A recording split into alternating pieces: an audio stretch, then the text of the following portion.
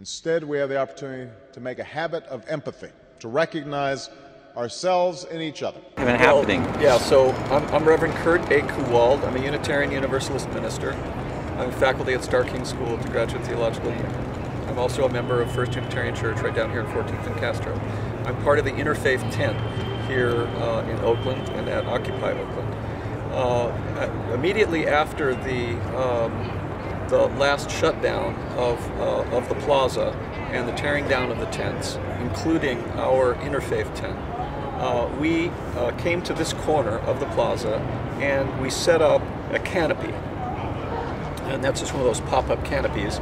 And under that, we've been offering numerous activities and services and things, and our personal presence to the people here. Pastoral care and conversation. We have healing circles, we have dialogues, we have sacred text study. And we're really here for the people of this plaza, anyone and everyone who comes, but particularly for people who are aligned with Occupy Oakland. We want them to know that our presence is here and support of them.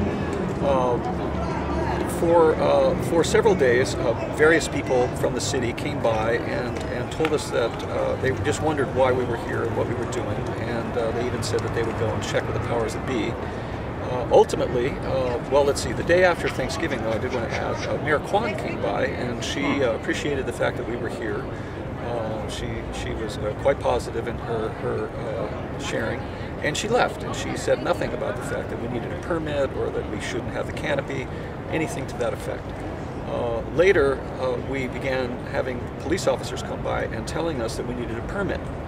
Now, when we asked them under what ordinance we needed that permit, they really were quite vague. They were never able to say exactly what it was. That all they would say is, well, my boss has told me, or something like that, which is, of course, not very good legal precedent.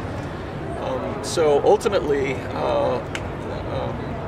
they continued those kinds of challenges to us. And then what happened was that a group of indigenous folks decided to set up a 24-hour vigil, and they wanted to have a teepee here. And when they tried to set that up, the police came out and told them that they couldn't do it and they were going to take the material away from them. When their lawyer, there's an occupied lawyer, showed up and said that he actually had, in one hand, he had a suit against the city for not allowing a permit, and on the other he said that he was prepared to go up and ask for a permit. So finally, after wrangling around, and he went up and they did issue a permit to the teepee. So we thought that to be good citizens here and to follow the procedures that other people at Occupy were taking at that point, we would apply for a permit as well, and we couldn't see any reason why we shouldn't have one. So we went to the offices up there. There's an office that covers the jurisdiction of the square and everything that happens here. And I'm going to wait until that goes by. A little noisy.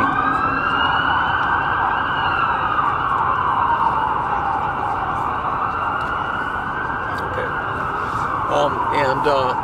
We determined that we would indeed apply for a permit as well. So we went to the office and they told us, well, they weren't sure, but they told us what we needed to do. We filled it out, we gave it to them.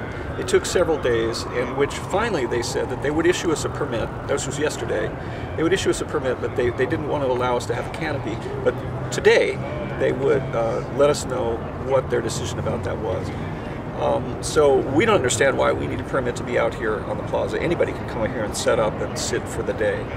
So granting us a permit to be here to do that didn't make much sense to us, but we said fine. We came back today and we went to Arturo Sanchez's office and received a letter from him via email that the secretary told us had just been sent to us, in which Mr. Sanchez said that they had decided to refuse us a permit.